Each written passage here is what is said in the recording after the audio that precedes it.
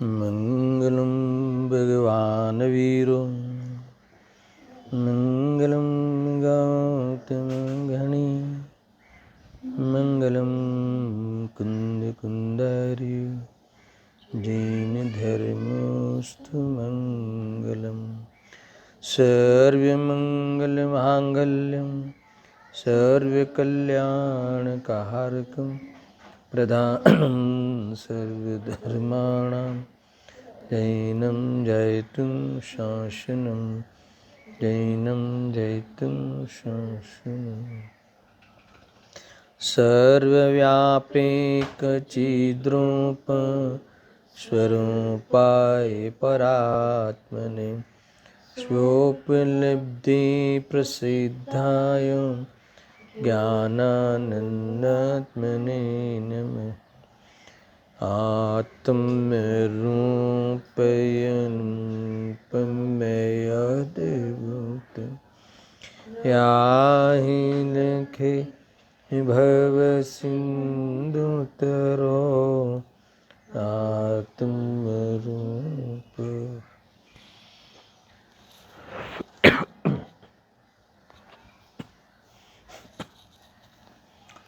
प्रवचन सार सुख अधिकार,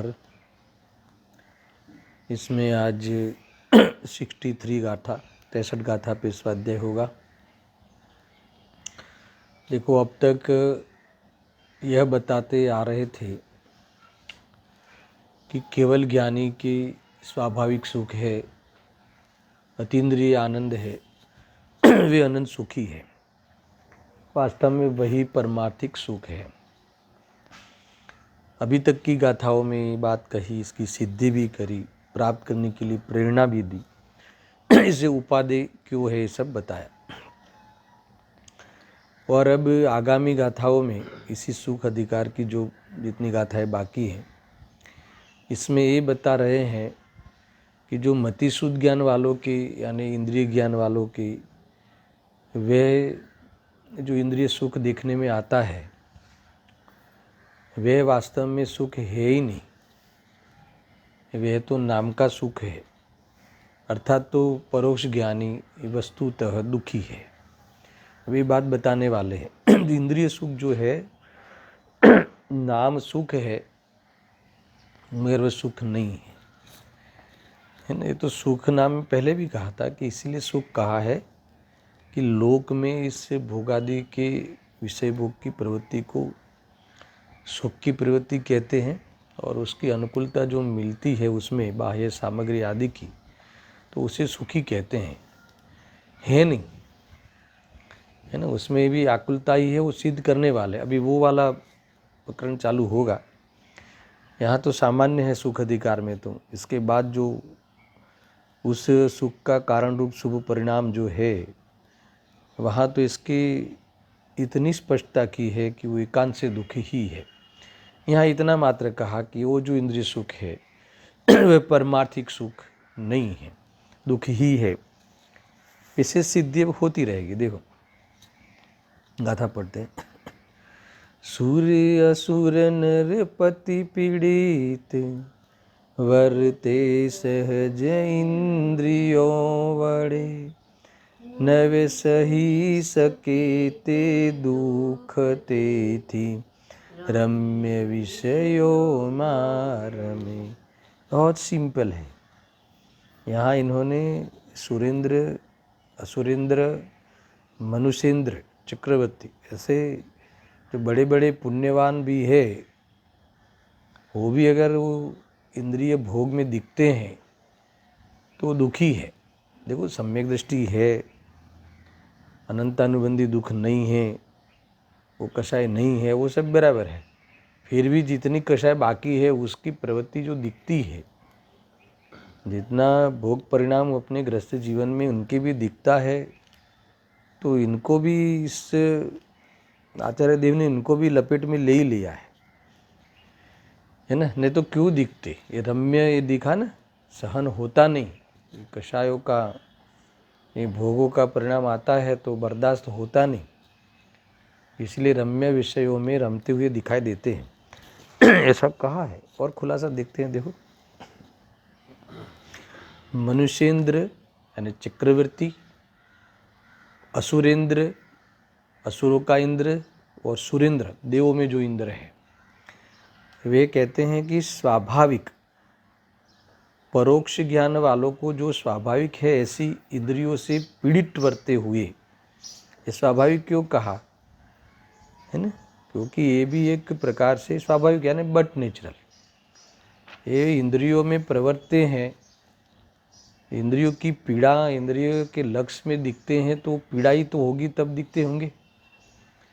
इंद्रिय के विषयों में वो पीड़ित दिखते हैं, है ना, ये लिखा है देखो, परोक्ष ज्ञान वालों को जो स्वाभाविक है ऐसी इंद्रियों से पीड़ित वर्ते हुए उस दुख को सहन न कर सकने से रम्य विषयों में रमण करते हैं। इतना ही गाथार्थ। तो रम्य विषय यानी सुंदर ऐसा नहीं लेना, रम्य विषय यानी जिसमें रमा जाता है उसे रम्य विषय, जिसमें उपयोग रमता है, रत रहता है, रति करता है ना, उसमें परिवर्तन करता है।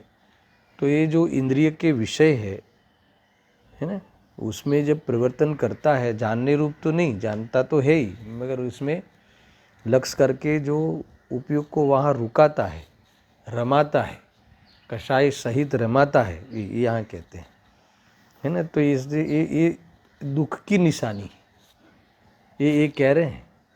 देखो, कोई इलाज करने जावे, दवाखाना में दिखे तो वह बीमार है, यहाँ ये कहते हैं ना, यानी इसमें क्या शंका करने जैसा है, वो इलाज करा रहा है, उसका अर्थ है कि ये बीमार है, ये वास्तव में पीड़ित है, ये दुखी है। तो ये इंद्रियों के विषयों में जो रमता है, रम्य विषय का सेवन करता हुआ दिखाई देता है। देखो, हमें भोजन करते हैं, इसका अर्थ है कि हमें भूख की पीड़ा है, समझ में है ना, भूख की पीड़ा, भूख से मैं पीड़ित हूँ, इसीलिए इस इलाज के रूप में पदार्थों में दिखता हूँ, इस प्रवृत्ति में दिखता हूँ, तो इस विकल्प में दिखता हूँ, यानी ये इस विकल्प में दिखना ये भी तो पीड़ा है। समझ में आया कि नहीं, ये बात यहाँ कही है। देखो, और भी इसमें खुलासा किया है गुरुदेव सिंह के प्रवचन में भी। यहाँ कहते हैं कि परोक्ष ज्ञान वाले का इंद्रिय सुख वास्तव में सुख नहीं है, और थोड़े समय का, एक पल का जरा सा भी सुख नहीं है। कोई कहे ना कि भाई थोड़ा सा तो सुख है ना, इतने समय तो शांति लगती है, गुरुदेव जी कहते हैं कि एक पल के लिए भी सुख नहीं। तो क्या है कि सुख का आभास है ना, वो आप स्वयं ने माना हुआ वास्तव में भ्रम है और कुछ नहीं। सिद्धि करने वाले हैं, अभी तो एक प्रकार से मान लो कि प्रारंभ किया है, ऐसी सिद्धि होगी कि हमें प्रत्यक्ष में ख्याल आएगा कि ये एकांत से दुख है। समझ में आया ना। देखो, पाप के उदय में, प्रतिकूलताओं में, भोजन नहीं मिलने में, आदि में, हमने तो नौकरी नहीं मिलने पे हमें तो दुख लगता है। ये कहते हैं कि जिनके कभी नौकरी नहीं करने पड़ी, इतना धन हो, वैभव हो, भोजन की कमी नहीं हो, 7 पीढ़ी तक भोजन करे, ऐसे अनुकूलताएँ हो, है ना, और ऐसी सब व्यवस्थाएं हो, और उसमें दिखता हो, समझ लेना तो पीड़ित है। बिना पीड़ा के वहाँ क्यों दिखे, आत्मा के बाहर दिखता है तो समझ लो कि वो पीड़ित ही होगा, पीड़ित ही होता है, जरा सा भी सुख नहीं है। यानी देखो, एक गजब की दृष्टिकोण है। हम कोई विषय में दिखते हैं तो दुख की निशानी है ना, अगर पीड़ा नहीं होती तो वहाँ हम नहीं दिखते हैं। और वो इलाज सही है कि नहीं, ये सारी चर्चाएं आगे करेंगे अपन। वो इलाज के रूप में, विकल्प में दिखता है, पर इससे आज तक कोई सुखी हुआ नहीं है ना। कसाय तो और भोग तो और भड़कते हैं, और उसमें कोई संतुष्ट हो भ्रम से तो उसकी भूल है। ये सारी बातें और खुल के बहुत आएगी। देखो, यहाँ कहते हैं कि जरा सा भी सुख नहीं है, अपितु दुख ही है। ये हमें प्रत्यक्ष में, अनुभव में भी है ना। भोजन करने से पहले, भोजन करने के समय, भोजन के बाद, है ना, निरंतर ये आकुलता ही होती है, विकल्प ही होता है। भोजन करने के समय भी मैंने खाया, मैं खा रहा हूँ, ऐसा मानता हुआ वो विकल्प करता है, तो विकल्प में तो आकुलता ही होती है ना। भले मंद तीव्र हो वो बात अलग है, आकुलता होती है। देखो, यहाँ क्या कहते हैं, मनुष्येंद्र यानी चक्रवर्ती, असुरेंद्र और सुरेंद्र स्वाभाविक इंद्रियों से पीड़ित होने से उन्हें स्वाभाविक आकुलता है ना। स्वाभाविक शब्द क्यों लिखा, है ना। स्वाभाविक यानी ये स्वाभाविक बात है कि इसमें इंद्रियों में दिखते हैं इसलिए पीड़ित है, ये कहते हैं ना, बट नेचुरल, ये मगर इसमें दिखते हैं इसका अर्थ कि वो वास्तव में खरेखर दुखी है, ऐसा स्वाभाविक का ये करते खरेखर। स्वाभाविक यानी वो जो अपना स्वभाव है, त्रिकाल स्वभाव, उस प्रकार का स्वाभाविक नहीं है ना, खरेखर। देखो ऐसे दुख है वो स्वभाव नहीं है, मगर वो खरेखर दुखी कब है, तो कि इंद्रियों से पीड़ित दिखता है, उसमें रमता है, तो वो वास्तव में समझना कि खरेखर दुखी है, ऐसा। क्योंकि वो परोक्ष ज्ञान वाला, यहाँ तो लिखते हैं है ना, आगे रह गए, सामग्री को ढूंढता है इसलिए थोड़ा भी सुख नहीं है। सामग्री को ढूंढता है, सामग्री को पाने की व्यग्रता है, वो पहले वाली बात है। अभी हाँ, चक्रवर्ती सुरेंद्र और असुरेंद्र स्वाभाविक इंद्रियों से पीड़ित होने से उन्हें स्वाभाविक आकुलता है, यानी आकुलता होना स्वाभाविक है। क्यों? क्योंकि जो इंद्रिय के विषयों में उलझता है, उसमें उपयोग लगता है, तो विकल्प होता है, इसलिए स्वाभाविक आकुलता होना स्वाभाविक है। देखो हम स्वाध्याय करते हैं, और आने वाली बात में तो थोड़ा उदाहरण देता हूँ, तो ये विकल्प वाली चीज़ है ना, ये भी इंद्रिय का विषय है। ये स्वाध्याय आदि भी कर्ण इंद्रिय का, पढ़े तो चक्षु इंद्रिय का विषय है ना, और उसमें हम भोगते हैं, भोगते नहीं, उसमें रमते हैं, उसका लक्ष्य करके कषाय करते हैं, रमते हैं। तो इसमें अगर आकुलता नहीं होती है ना, इसमें अगर निराकुलता होती तो निकलते ही क्यों, इससे बाहर ही क्यों आते, चलाते ही रहते। जहाँ सुख मिले तो जीव सुख मिलता हो और सुख के लिए ही करता है हर जीव कार्य, तो सुख मिलता हो तो फिर उसमें लगे रहना चाहिए ना। तो वो वहाँ से निकलना, अभी ये जैसे अभी पहले 1-1 घंटे का स्वाध्याय होता था, अभी 45 मिनट करते हैं कि कहते हैं ना कि जीव के परिणाम में हानि आ गई। अब 45 मिनट से थोड़ी 5 मिनट बढ़ जाती हैं, तो प्रवचनकार हो या प्रवचन सुनने वाला श्रोता हो, दोनों को आकुलता होने लगती है, क्योंकि विकल्प है, ये सब विकल्प ही है। समझ में आया ना। भले वो मंद है, तीव्र है, वो बाद में देखेंगे, मगर है कि नहीं। तो इसमें ये कहते हैं कि इसमें आकुलता होना स्वाभाविक है। समझ में आया कि नहीं। मैं कई बार ये 10 लक्षण पर्व समाप्त हो गए, पहले तो बाहर जाते थे ना, वहाँ उस गांव में जाते थे, तो मैं अंतिम दिनों में पूछता था कि भाई 10 दिन जो है, अभी 10 दिन के बाद आप कैसा अनुभव करोगे, है ना। आप ऐसा रिलीफ लगेगा आपको, है ना, आकुलता घटेगी ऐसा लगेगा आपको। अभी तो बंधन लगता है ना, 4-4 बार प्रवचन सुनना, प्रतिक्रमण में आना, भोजन आदि में भी बहुत है ना, ये नहीं खाना, ये नहीं खाना, ये सब विकल्प है, ये समझना मेरा कहना। तो कई लोग जवाब नहीं दे पाते थे कि 10 दिन के बाद हमें ऐसा लगता है कि है ना, ऐसा लगता है ना कि शांति हुई। तो मुझे बताओ कि वो जो कह रहा है वो सही कह रहा है कि नहीं कह रहा है ना। जीव जल्दी कहता नहीं ऐसे कैसे हास कैसे होगा, अभी तो हमें इसी में हास लगता है, ऐसा नहीं है। तुम अपने को सही पहचानो कि ये भी विकल्प है। तो ये विकल्प जब मिटते हैं, ये विकल्प बदलते हैं, अथवा इस संबंधी विकल्प नहीं रहते हैं, तो आकुलता घटती है। अब विकल्प चाहे कोई भी हो, प्रवचन का हो, प्रवचन करने का हो, प्रवचन सुनने का हो, भक्ति करने का हो, तो ये सब आकुलता ही है, ऐसा समझना है ना। विषयों के अपेक्षा जो भोग विषय, जो बाह्य, जो अशुभ अप्रशस्त जो है, उसमें कषाय की तीव्रता ज़्यादा होती है, या कषाय की तीव्रता उस प्रकार की तीव्रता मंद होती है ना। इतना सा फर्क है, मगर है तो कषाय परिणाम ऐसा। देखो यहाँ क्या कहते हैं, इस कथन का, संपूर्ण कथन का सार मात्र इतना ही है कि बड़े बड़े पुण्यवान मनुष्यों में चक्रवर्ती, देवों में देवेंद्र, असुरों में असुरेंद्र, ये सभी दुखी है, सुखी कोई भी नहीं है। संसार में सुखी कोई भी नहीं है।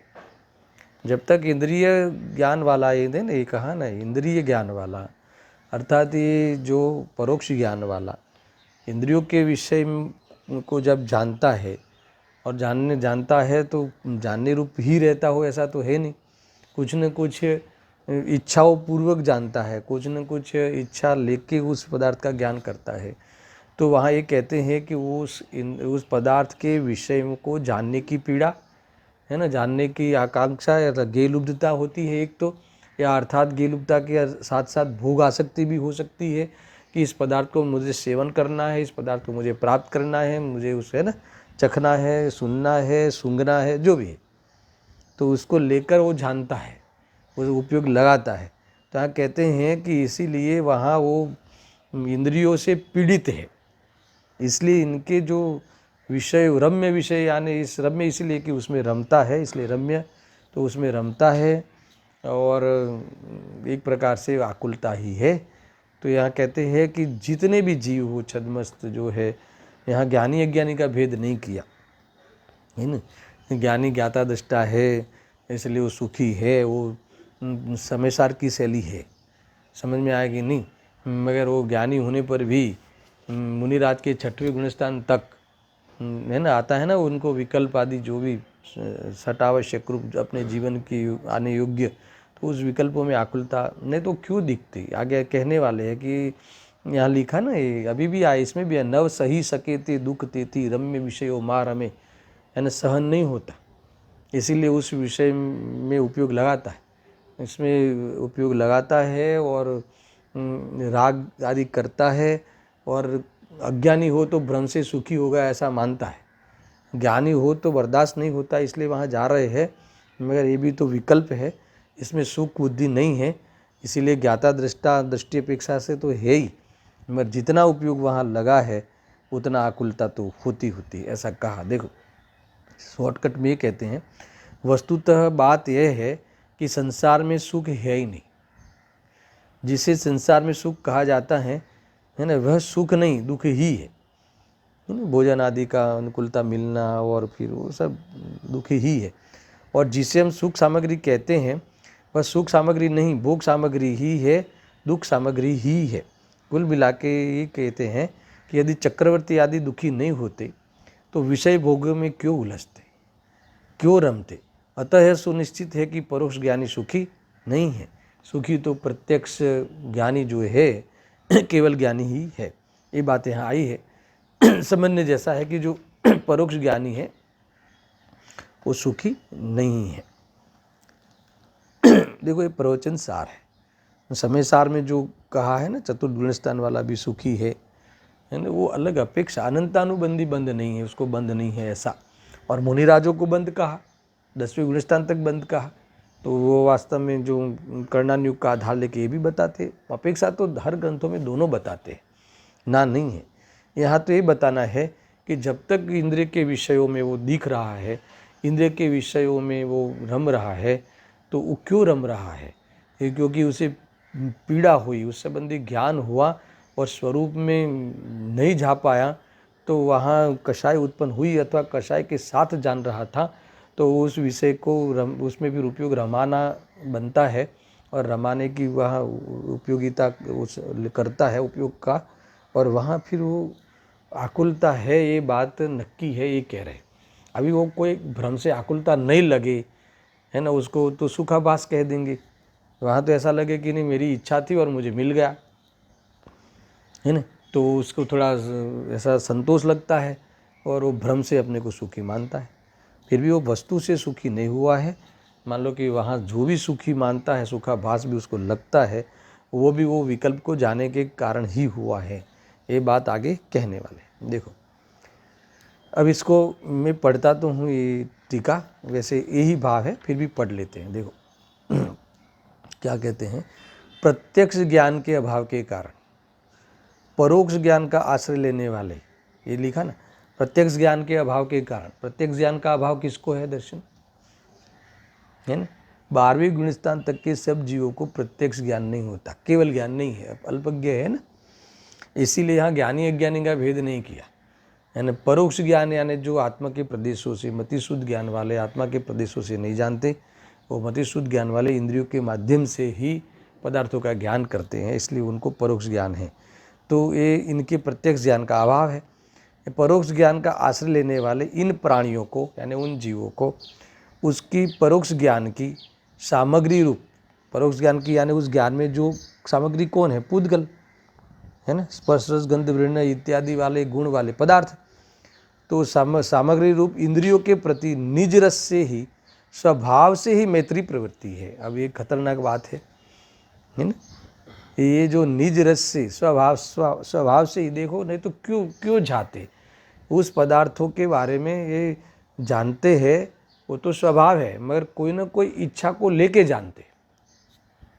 तुम्हारे ज्ञान में कोई पदार्थ ज्ञान का ज्ञेय बना तो ज्ञान की ओर से तो उस समय ज्ञान की योग्यता थी, बराबर है। और अब परिणाम की ओर से देखें तो वो जानने के साथ कुछ और बात थी कि नहीं मुझे उसको सेवन करना है, मुझे भाता है, ये बात साथ में है कि नहीं, या नहीं भाता है, जो भी है मुझे उसको उससे हटना है या हटाना है, जो भी वो हो गया द्वेष भाव। इस प्रकार से जानते हो ना। जैसे मान लो कि अभी आपने शरीर का टेम्परेचर नापा, ठीक है, तो उसका टेम्परेचर का नापा तो ज्ञान ही किया ना कि भाई 98 है कि 101 है कि नापा, उसका ज्ञान ही किया। तो वो उस समय तुम्हारे ज्ञान का, उस जानने की योग्यता थी, जानने का क्रम था, वो ज्ञान की उससे तो ऐसा ही है, समझ लेना। तो कर्तृत्व का अभाव मिटाने के लिए वो सही बात जानना चाहिए। मगर साथ में मैं कह रहा हूँ, क्यों उस संबंधी ज्ञान के पीछे तुम्हारी क्या राय थी, जानने के पीछे तुम्हारा क्या उद्देश्य था कि नहीं ये 98 आया होता तो हो रहेगा तो नॉर्मल, फिर शांति। अब शांति को जुड़ा कि नहीं जोड़ा, अरे 102 होगा तो फिर उसके लिए फिर वो रमेगा उसमें, और नहीं ये दवाई लाओ, ये करो वो करो, तो फिर ये उपयोग वहाँ रमाता है। तो ये होगा कसाई के साथ जानना बनता। देखो ये ज्ञानी अज्ञानी दोनों को प्रवृत्ति चलती है, समझ में आया कि नहीं। इस इंद्रियों के विषय में इच्छा सहित जानना है, ये तो वहाँ ये पीड़ित है, वो स्वाभाविक ही है। स्वाभाविक यानी ये परमार्थ निश्चय से, अशुद्ध निश्चय से आएगा, मेरे वास्तव में खरेखर ऐसा ही है। देखो ज्ञानी ने ताम नापा अपना या किसी अपने माँ का या बेटे का, है ना, ज्ञान किया माप के, और अज्ञानी ने किया, समझ लेना। तो ज्ञान तो दोनों ने किया, वहाँ तक तो कोई प्रॉब्लम नहीं है, मगर ज्ञानी ने भी किया तो रागवश किया, अज्ञानी ने भी किया रागवश किया। ज्ञानी अज्ञानी का अंतर तो श्रद्धा की ओर से है ना। ये इसको भी अभी, और ज्ञानी जानता है कि ये मुझे राग है, अज्ञानी जानता है कि मेरी ड्यूटी है, अज्ञानी जानता है कि ये उपादेय रूप से करता है, ये नहीं करूँगा, है ना, तो मैं जीऊँगा कैसे। और वो ज्ञानी को तो ये राग आया है, शरीर की अभी आसक्ति बाकी है, तो मापने का भाव आया है, जानने का भाव आया है, और उपयोग वहाँ थोड़ा सा जुड़ा है, तो ऐसा जानते हुए उसे उपादेय नहीं मानता। तो ये तो श्रद्धा की मैटर अलग है, यहाँ श्रद्धा की मैटर फिर हाल नहीं लेनी है, जब आएगी तब मैं बताऊँगा, समझ में आया कि नहीं। यहाँ देखो निज रस से, स्वभाव से मैत्री प्रवृत्ति है। मैत्री प्रवृत्ति है यानी आश्रय लेता है, मैत्री का अर्थ आश्रय लेने का नाम मैत्री। अब इंद्रियों के प्रति सुनना, मैत्री को प्राप्त उन प्राणियों को, यानी जिसने मैत्री किया, यानी लक्ष्य किया है, आश्रय लिया है, उन जीवों को उदय प्राप्त महामोह रूपी कालग्नि ने ग्रास बना लिया है ना। क्या किया है उसने, वहाँ महामोह रूपी, यानी अगर मिथ्यात्व दृष्टि लेवे तो मिथ्यात्व की चर्चा से करे, तो उस जैसे मैत्री की है, यानी उस आश्रय लिया है इंद्रियों का, और उस इंद्रियों के विषयों का, देह आदि का, और भी सामग्री का आश्रय लिया है। तो उस समय अगर किसी के, ये कहा ना मोह रूपी कालग्नि, अगर मिथ्यात्व रूपी कालग्नि ने जो ग्रास बना लिया है, अगर जो ये कहते हैं कि वो उसमें फिर ऐसा उपयोग रमाता है, अब एकत्व बुद्धि वाला ले सकते हो कि ऐसा इसमें ये मैं करूँगा तो सुखी हो जाऊँगा, इसको मैं थोड़ा सा और बादाम आदि और फल आदि का इसमें है ना संपर्क कराऊँगा तो और क्या हो जाएगा, इम्यूनिटी बढ़ जाएगी, शरीर स्ट्रांग हो जाएगा। तो ये कहते हैं कि ये पूरा जीवन मिथ्यात्व में चला गया, पूरा जीवन मिथ्यात्व में चलता है, इसका शरीर में नहीं चलता। हमें लगता है कि शरीर में जीवन चला है, तो शरीर की ओर से कथन है, खरेखर तो मिथ्यात्व में जीवन चल रहा है। नहीं, भोजन आदि करने के पीछे हमारा जो मिथ्या भाव है, ये यहाँ लिखा ना महामोह रूपी कालग्नि का हमने ग्रास बना लिया है, यानी क्या, उसका सेवन कर लिया है, अर्थात तो शांति को निगल गया वो ग्रास, ऐसा कहते हैं। यानी कहते हैं कि शांति सारी छोड़ दी, इसने जहर पीने लगा, ये है। इंद्रियों की मैत्री की यानी आश्रय लिया तो वो तो जानने की प्रवृत्ति ही मात्र थी, मगर यहाँ आश्रय लेने के साथ साथ क्या कहा था, राग और कोई इच्छाओं के साथ वो पदार्थों में परिवर्तन करता है, सुनना बराबर। और यहाँ कहते हैं कि उस समय अगर मिथ्यात्व का उदय हो, मोहाग्नि, महामोह रूपी अगर कालाग्नि अगर का उसका ग्रास बना लिया हो, यानी उसका सेवन कर लिया हो, ग्रास बनाना यानी सेवन कर लिया हो, अगर उस ओर से अगर उसकी प्रवृत्ति चल रही हो ज्ञान में, है ना, तो ये कहते हैं कि फिर वो बस उसी में ही रहा, यानी वो आकुलता है, वो पीड़ा है, वो दुख ही है। समझ में आया ना। अगर देखो सुख बुद्धि पूर्वक करते हैं तो दुख है, और सुख बुद्धि चली गई और अस्थिरताजन्य राग के साथ प्रवृत्ति करते हैं तो अल्प दुख है। और दुख तो दोनों दशाओं में है, पीड़ित तो पीड़ा है। देखो इसको अगर दर्शन इसको बहुत गंभीरता से सोचे ना, तो हमें ऐसा लगता है कि अगर हम भोजन छोड़ देते या हम जैसे बताते ना, रोग हुआ हो तो मर्यादा करा देते, भोजन में ये नहीं लेना, वो नहीं लेना, ऐसा है वैसा है, तो हमें लगता है कि ये सब ऐसा पौष्टिक आहार और कुछ आहार नहीं लेंगे तो हमारा अस्तित्व नष्ट हो जाएगा। समझ में आया कि नहीं। तो ये पीड़ा चालू हो गई, इसलिए हम फिर वो पदार्थों में, इंद्रिय के ज्ञान के विषयों में, उस पदार्थों में हम क्या करते हैं, रमते हैं, उपयोग को लगाते हैं। रमते यानी क्या, रमते यानी को खाते ही वाली बात नहीं करनी है, रमते यानी ऐसा मानकर उपयोग लगाते रहते हैं कि मैं इससे पुष्ट हो जाऊंगा, ऐसा मान के वो अपने उस परिणति में वो सुख का आभास करता है। समझ में आया ना, ऐसा ही है। तो ये और कभी उस पदार्थ का संपर्क नहीं हुआ तो ऐसा लगता है कि मैं क्या करूँगा, तो वो दुख का अनुभव करता है। समझ में आया। तो ऐसा सुख का आभास या दुख का अनुभव करता है। खरेखर देखो, तुम देखो क्या होता है, आत्मा मरता है क्या? क्या आत्मा भोजन के बिना जी नहीं सकता क्या? अरे आत्मा भोजन के बिना सुखी नहीं हो सकता क्या? अरे जितने जीव सुखी है आज भी, है ना, वो तो भोजन तो उनके है ही नहीं, आहार तो इनके है ही नहीं, है ना। और गृहस्थ जीवन में भी सुखी है तो आहार में सुख बुद्धि तो है ही नहीं। तुम देखो हमारे सिद्ध भगवान तक जाना है हमें, तो शरीर ही नहीं है, उस शरीर के साथ सुख का संबंध रखा है। ये अज्ञानी जीव तो शरीर के बिना सुख की कल्पना ही नहीं कर सकता। इंद्रिय सुख तो उसमें ये शरीर माध्यम है। समझ में मैं क्या कह रहा हूँ? पूरा समझना भाई, यहाँ जो मैं समझाता हूँ समझो। यहाँ कहते हैं कि वो पूरा जीवन, यहाँ के देख, अब इंद्रियों के प्रति मैत्री को प्राप्त उन प्राणियों को, है ना, कैसा लिखा है, मैत्री को प्राप्त यानी इसका आश्रय लिया है उन जीवों को, उदय प्राप्त, महामोह रूपी उदय प्राप्त। अभी उदय को प्राप्त हुआ है, अगर वहाँ मिथ्यात्व का उदय है तो कालाग्नि ने ग्रास बना लिया है। समझ में आया कि नहीं। उस पूरा जो उदय का काल है, उस काल में मोह रूपी अग्नि का ग्रास बना लिया है, यानी उसने सेवन कर लिया है, तो वहाँ दुखी ही है, नाचते रहता है, आकुलता में नाचते रहता है, ये खाऊं ये छोड़ूं, ऐसा सोऊं ऐसा उठूं, ऐसा बैसूं ऐसा खड़ा हो जाऊं, है ना, ऐसे श्वास लूं ऐसे श्वास निकालूं, ऐसा ही करता है ना। तो ये ऐसा करके आकुलता बनी रहती है। कहते हैं देखो कैसे, अब समझाते कैसे ग्रास कैसे बना लिया है, वो कैसे इस प्रकार से दुखी है। देखो कैसे रम्य विषयों में गिरता है, कैसे वो मतलब बच नहीं पाता उसमें, है ना, अर्थात सहन नहीं होता हुआ कैसी तीव्रता से जुड़ता है। सुनना, जबरदस्त उदाहरण दिया है। कैसे, तो इसीलिए कि जैसे तप्त लोहे के गोले की भांति। क्या अर्थ, तप्त लोहे के गोले की भांति, एकदम गरम गरम लाल चोड़ है ना, लोहा हो, गोला हो, तो जैसे गरम किया हुआ लोहे का गोला पानी को शीघ्र ही सोख लेता है ना, पानी डालो इस पर तो कैसा है, सोख लेता है। वैसे अत्यंत तृष्णा उत्पन्न हुई है, उस दुख के वेग को सहन न कर सकने से, आया ना, ऐसे ही जैसे इतनी तृष्णा पंचेंद्रिय को देखने की इच्छा, इतनी तृष्णा, देख लूँ जान लूँ सूंघ लूँ सुन लूँ, है ना, मान लो कि मैं ऐसा, इतनी आकुलता होती है कि क्या हुआ होगा वहाँ क्या नहीं, तो ऐसा तुरंत फिर झपट्टा मारता है, तुरंत फ़ोन निकालता है, पूछ लेता है क्या हुआ है क्या नहीं हुआ है। तो उस विकल्पों की शांति के लिए ऐसे विषय पे झपट्टा मारता है, नहीं कह रहा है।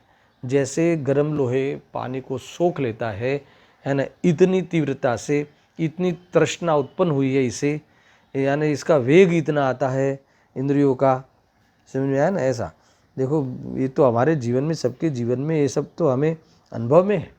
भूख का इतना वेग आता है तो कभी कभी देखते ही नहीं कि भक्ष है कि अभक्ष है, कि क्या देते हैं कि क्या नहीं देते हैं, बराबर बना है कि नहीं बना है, यानी शुद्धि से बना है, पूछते भी नहीं, है ना। भले वो शुद्ध भोजन हो मगर इसकी जानकारी नहीं रखता, उसकी परीक्षा नहीं करता और सेवन करता है तो प्रमाद के वश पूरी हिंसा का दोष लगता है ना। इसलिए वो फल लाया हो तो शोधना, ये सब आपको छोटी छोटी बात लगेगी भाई, मगर ये बहुत बड़ा काम करती है ये परिणति, है ना। अंदर की अगर परिणति में इतनी पवित्रता नहीं हो तो ये परिणति आतीन्द्रिय सुख को प्राप्त करने के लिए तैयार नहीं होती, ऐसा पुरुषार्थ नहीं हो पाता। अरे कोई मर नहीं जाता, 1-10 पीठ के बाद भोजन करेगा तो जी मर नहीं जाता। हमें उसके बराबर शोध करना चाहिए, है ना, शुद्धि करना चाहिए, ऐसा होना चाहिए। ऐसा देखो, इसीलिए मुनिराज वो कहते हैं ना, कोई स्वाद के लिए भोजन नहीं करते, एक खड्डा भरने के लिए। समझ में आया कि नहीं। ये थोड़ा विकल्प है तो उस अनुसार बाहर में प्रवृत्ति दिखती है, फिर भी उससे जीवन है ऐसा नहीं मानते। तो मैंने साथ में कह दिया है, तो कह रहे हैं ना कि वो जैसे लोहा गर्म हो, गोला गर्म हो लोहे का और पानी को सोख लेता है, ऐसे ही अत्यंत तृष्णा उत्पन्न हुई है, बराबर। वो कालाग्नि ने ग्रास बना लिया ना, बस मैं खाऊंगा और सुखी हो जाऊंगा, तृप्त हो जाऊंगा, ऐसे मैंने ग्रास बना लिया, मिथ्यात्व का ग्रास बन गया इसके, तो इतना वेग सहन नहीं होता। तो फिर कहते हैं कि वो उस विषयों में रमता है। रमता है ने क्या, खा लेता है, पी लेता है, ऐसा नहीं, उपयोग को लगा देता है। उपयोग को लगा देता है यानी उस विकल्प ही करता है, हाँ मैंने खाया, हास मैंने खाया, ये ऐसा ही। कोई खाता वाता नहीं जी, ध्यान रखना, ऐसा है। अपने को नवे लगे, खाता हुआ तो दिखाई देता है, अरे नहीं खाता, जीव तो नहीं खाता, ये खाता हुआ नहीं दिखाई देता, वो विकल्पों में दिखाई देता है। समझ में आया ना। मैं खा रहा हूँ, मुझे मजा आ रही है, इस विकल्पों में, आभास में दिखाई दे रहा है। वो खाता तो नहीं, आत्मा को तो वो छूता ही नहीं। अरे ये जो सामग्री है, भोजन सामग्री, वो दुख की सामग्री, दुख के निमित्त बनने वाली सामग्री, लक्ष्य करके दुखी तो होते हैं। जिह्वा को छूती नहीं तो आत्मा को छुए वो कैसे हो सकती है। तो फिर आत्मा उसका सेवन करे कैसे, हाँ उसका लक्ष्य करके भ्रम कर सकता है कि मैंने खाया, मैंने पिया, मैंने सूंघा और मुझे मज़ा आया, है ना। ये है उसका ये आभास। अगर मज़ा आता तो फिर वो छोड़ता क्यों, समझ में आया ना। तो मज़ा थी नहीं तो था क्या फिर, वो तो क्या आभास था। इसलिए सुखाभास पहले कह दिया कि सुख का आभास था। तो तू क्या करना फिर, इसलिए कि ये सुखी नहीं है तो फिर क्या करे। तो आगे समझाया ना, अभी तक अतीन्द्रिय सुख बताया ना, उसको प्रकट करना चाहिए। वो उपादेय है, ये है, अभी है बताना है। सारी दुनिया, सारा संसार इसी में उलझा हुआ है, इसी में लगा हुआ है 24 घंटा। अरे पूरा जीवन, दर्शन जिसको जितनी उम्र हुई, यहाँ जितने भी बैठे हम सब, है ना, सुनते हैं वो सब में, वो सारा इसमें लगा है। कभी ऐसा नहीं होता कि मुनि बन के जंगल चले जाए, कभी ऐसा नहीं लगता कि मुनि बन के फिर वापस संसार में आवे ही नहीं, है ना। वो है ना, वो तुम्हारी भक्ति, अभी बुलाना मत, जब हाँ हाँ जब हम मुनि बन जाएंगे आवाज़ नहीं देना, क्योंकि हम कभी नहीं आएंगे। क्यों आएंगे, अभी तो बुलाना पाठशाला के लिए, तुम दौड़े दौड़े आएंगी, बच्चों को समझाते ना, है ना। चाहे अंधियारा हो या दूर किनारा हो, चाहे बारिश आता हो, कुछ भी हो, हमें फ़ोन जरूर करना कि आज पाठशाला है, कैंसिल नहीं है, हम दौड़े दौड़े आएंगे। समझ में आएगी नहीं, ये ऐसा है स्वाध्याय की प्रेरणा में। मगर जब हम मुनि बन जाएंगे तब आवाज़ नहीं देना, अपेक्षा नहीं रखना हमारी, हम कभी नहीं आएंगे। क्या रखा है यहाँ, है ना। इसीलिए मैंने वो प्रश्न पूछा था ना, है जवाब मिला कुछ, कि मेरी मेरे घर में क्या ज़रूरत है, मेरी मेरे समाज में क्या ज़रूरत है। समझ में आए ना। द्रव्य गुण पर्याय का पाठ पढ़ के जाना, है ना। हर पदार्थ है वो द्रव्य है, उसमें सब द्रव्य है, और द्रव्य गुणात्मक होते हैं, और द्रव्य की और गुणों की पर्याय होती है। और कैसी होती है, क्रमशः होती है, नियमित होती है, स्वाधीन होती है, व्यवस्थित होती है। अब मुझे बताओ कि तुम्हारी या मेरी या किसी की भी दुनिया में क्या ज़रूरत है। अगर हमने एक कल का ले लो, कल की गाथा, अगर हमें ज़रूरत लगती हो तो हमने, है ना, जो वितरागी हो गए हैं, सब कसाय छोड़ के, सबकी बुद्धि छोड़ के, तो उनकी श्रद्धा हमें नहीं हुई। अगर ज़रूरत लगती हो तो आपको लगेगा कि अरे तो बहुत भारी है। अरे यही सरल है, यही सरल है, ये मार्ग सरल है। जो जहाँ हम जो है ना हम कर रहे हैं, है ना, खोटा वलखा मारी रहा चाहिए, है ना, वहाँ तो वो तो वास्तव में सरल है ही नहीं, सरल नहीं, वो तो सक्सेस है ही नहीं, सफल है ही नहीं, होता ही नहीं ऐसा। अभी निर्णय कर लेना। देखो रागवश भले हम वहाँ जाते हो, धंधे व्यापार में जाते हो, जो भी है, मुझे इस पर ज़्यादा कमेंट्स नहीं करनी है।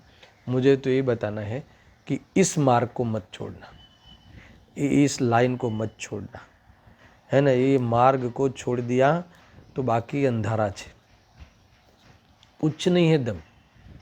अभी मैं थोड़ा पढ़ने वाला हूँ, मैंने 2-4 प्रवचन गुरुदेव जी के पढ़े थे।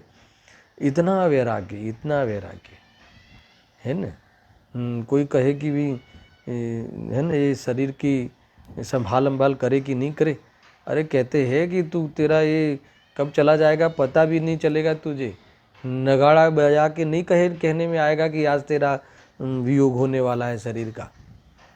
समझ में आया कि नहीं। फटाक से चला जाएगा, सब व्यवस्था करके जाऊँ, ये करके जाऊँ। तुम्हें मौत कह के आती है क्या, है ना। मतलब कि तुम्हें कोई सीन दिखाती है कि वे 1 महीने के बाद में आऊँगा, है ना, अपना यमराज, और फिर लेके जाऊँगा, ऐसा है कोई व्यवस्था। भाई ध्यान रखो। तो कहाँ लगा है, कहाँ लगा, ये कह रहे तो थोड़ी बात आ गई। मैं सारी चीज़ पढ़ने वाला हूँ। मैं गुरुदेव जी के प्रवचन भी आगे आगे जैसे आएंगे मैं पढ़ूंगा। देखो यहाँ कहते हैं कि उस दुख के वेग को सहन न कर सकने से उन्हें व्याधि के प्रतिकार के समान, ये जो बढ़िया लिखा है इसका, न कर सकने से, वेग आया ना, भोजन का, देखने का, सुनने का, सूंघने का, है ना, स्पर्शन इंद्रिय में ठंडे गर्म का सहवास करने का, है ना, स्त्री आदि के विषय लेने का, सब यहाँ कहते हैं। तो उन्हें व्याधि आई, ये सब पीड़ा हुई। ये समझ लो, हमें जीव को पीड़ा नहीं लगती, अज्ञानी को तो, अज्ञानी तो लगता है कि ये मेरी क्वालिटी है। यहाँ कहते हैं कि डिसक्वालिटी है, समझ में नहीं आती कि पीड़ा है। अब यहाँ कहते हैं कि उस व्याधि के, ये व्याधि है, रोग है ना। ये किसका रोग है, तो क्या ये सब शरीर का रोग है, भूख लगना आदि, और उसमें जुड़ना आत्मा का रोग है। उसमें मैं भूखा हो गया ऐसा मानना वो आत्मा का रोग है, मिथ्यात्व राग आदि, भोजन का विकल्प आना वो आत्मा का रोग है, और क्षुधा है वो शरीर का रोग है। समझ में आया कि नहीं, सुनना बराबर। यहाँ कहते हैं कि व्याधि के प्रतिकार के समान, उस व्याधि के प्रतिकार करने वाला विषय। अब भूख लगी तो भोजन उसका प्रतिकार करेगा, है ना, भोजन का विकल्प हो तो प्रतिकार करेगा। या रोग में थोड़ा सा आराम जैसा अनुभव कराने वाला उपचार के समान। देखो निमित्त प्रधान कथन है ना। जब बुखार आया हो तो जो गोली लेते हैं, दवाई लेते हैं, तो उसका ये रोग के प्रतिकार वाली जो दवाई लेते हैं, औषधि लेते हैं, तो उसमें थोड़ा इलाज के रूप में लेते हैं, तो उसमें राहत मिलती है ना, उस उष्णता तापमान में राहत मिलती है।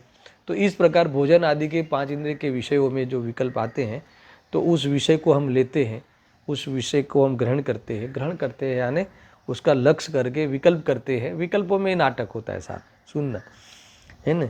उस रम्य विषयों में यहाँ लिखा है, विषय में रति उत्पन्न होती है, इसका नाम है उपचार। तो इसीलिए इंद्रिय व्याधि समान होने से और विषय व्याधि के प्रतिकार समान होने से छद्मस्तों के पारमार्थिक सुख नहीं है, ये तो व्याधि है। क्या कहा, वो तो रति उत्पन्न होती है, उसके प्रतिकार के रूप में।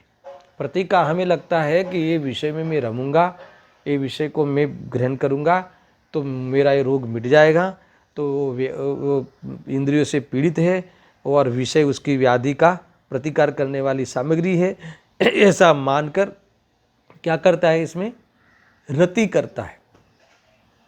रति करता है यानी राग करता है, उपयोग को रोकता है, उपयोग को रमाता है, नुकसान करता है, आकुलता करता है, है ना, दुखी होता है। और वहाँ मान लो कि विकल्प मंद पड़े तो आकुलता मिटी ऐसा मानकर, है ना, आभास करता है और ग्रंथि भेद नहीं करता। ऊपर से मुझे इससे आकुलता मिटी, इस सामग्री से, है ना, इस प्रबलता से, ऐसा करके ग्रंथि भेद तो करता नहीं, ऊपर से ग्रंथि को प्रबल करता है मिथ्यात्व रूपी ग्रंथि को और दृढ़ करता है। ये मिथ्यात्व का घ्रास का सेवन करता है, ये मिथ्यात्व रूपी जहर को पीता है और ये कहता है कि मैं सुखी हो गया।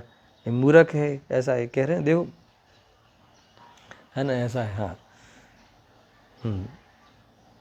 इसीलिए इंद्रिया व्याधि समान होने से और विषय व्याधि के प्रतिकार समान होने से छद्मस्तों के, वो छद्मस्तों की ये प्रवृत्ति जो होती है ना, ये वो प्राणियों की, कौन से इंद्रिय ज्ञान वाले प्राणियों की, परोक्ष ज्ञान वाले प्राणियों की ये जो प्रवृत्ति होती है, वह पारमार्थिक सुख कैसे हो सकती है ना, नहीं हो सकती। ये तो रति करता है, रति करता है यानी राग करता है, रमता है, तो उसमें तो आकुलता होती, समझ में आया ना, आकुलता घटती नहीं है, ऐसा यहाँ कहा है।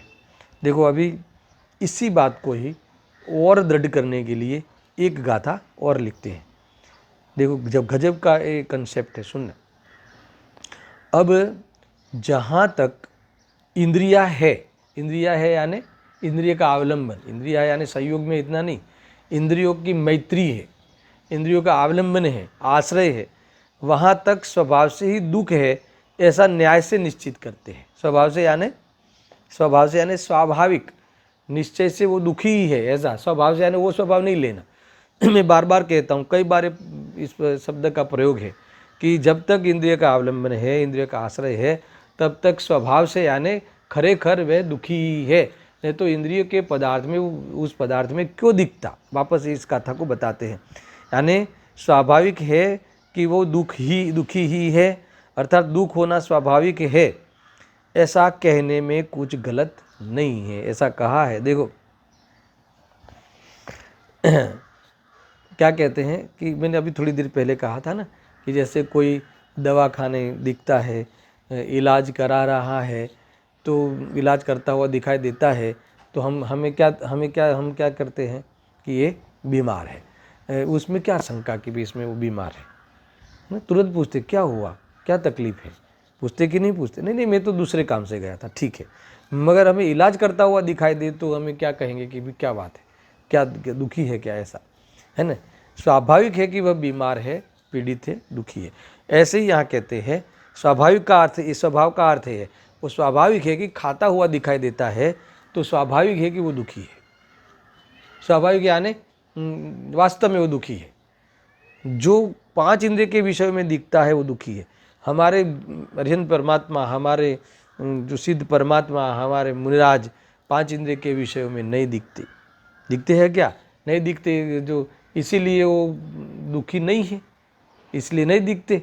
और जो दुखी है वो दिखते हैं, इलाज करते हुए दिखाई देते हैं। पीड़ा हुई तो पीड़ा को वो ऐसा लगता है कि ये विषय को मैं ले लूँ, ये विषय को लूँ तो मैं सुखी हो जाऊँगा, तो ऐसा मानता हुआ अज्ञानी तो प्रवर्तन करता हुआ दिखाई देता है, ऐसा कहा है। देखो दूसरा क्या है कि ये जो स्वभाव क्यों कहा, ये स्वाभाविक दुखी है क्यों कहा, कि ये कषाय के जो विकल्प होते हैं, कषायों में जो विकल्प होते हैं, जो भी भोग आदि के विकल्प होते हैं, राग द्वेष में विकल्प होते हैं कि ऐसा करूँ, वैसा करूँ, वैसा खाऊं, तो उसमें दुख होना स्वभाव है, इसीलिए यहाँ स्वभाव कहा है। कषाय का स्वभाव क्या है, दुख है, समझ में आया कि नहीं। और वितरागता का स्वभाव क्या है, सुख है। वितरागता का स्वभाव सुख है, वितरागता का फल सुख है, कषाय का फल दुख है। यानी कषाय में रहेगा तो स्वाभाविक है कि वो दुखी है ना। देखो तुम क्रोधित हो जाओ, सुनना बराबर से, तुम क्रोधित हो जाओ और मैं तुम्हें समझाऊं कि भाई क्रोध मत करो, है ना, तो तुम पूछोगे क्यों नहीं करे, तो मैं कहूँगा कि भी क्रोध का स्वभाव है कि उसमें दुख होता है। समझ में आएगी नहीं, वो आत्मा के स्वभाव की बात नहीं है। इंद्रियों के अवलंबन जो लेता है, इसका अर्थ है कि इंद्रियों के विषयों का जो लक्ष्य करता है वो राग करता है तो वो वास्तव में स्वभाव से ही दुख रूप ही है, क्योंकि वो दुख का ही कारण है, क्योंकि वो कषाय है तो वो स्वभाव से दुखी ही है। ऐसा ख्याल में है ना। तो ये कह रहे हैं। तो अभी ये ऐसा न्याय से निश्चित कराने के लिए, ये नक्की कराने के लिए एक गाथा लिखी है। मैं सिर्फ इस गाथा को पाठ कर लेता हूँ, है ना। और इसकी जो टीका बहुत बड़ी है, इसलिए मैं टीका तो कल ही लूँगा। देखो,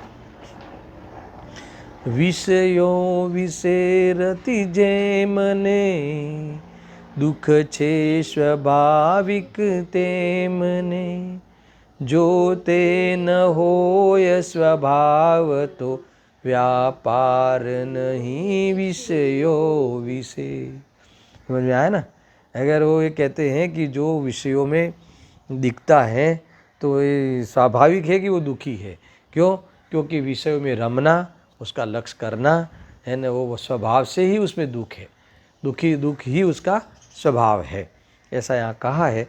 तो ये इंद्रियों के विषयों में कषाय सहित व्यापार करना कोई सुख की निशानी नहीं है, वो दुख का चिन्ह है, दुख का ये धान है। इसीलिए इंद्रिय जो सुख है वो क्या है? दुख ही है। हम उसी में ही भेद करते हैं, ये तो बहुत सुखी है। इंद्रिय के भोग की सामग्री बहुत हो तो उसको सुखी मानते हैं हम, और हम भी उस जैसा बनने का, अतः उस सामग्री हमें भी मिलाने का, जुटाने का प्रयास करते हैं सुख साधन मान के भ्रम से, और इसी में सारी जिंदगी चली गई। हल में आके नहीं। इस प्रकार से इसमें समझना।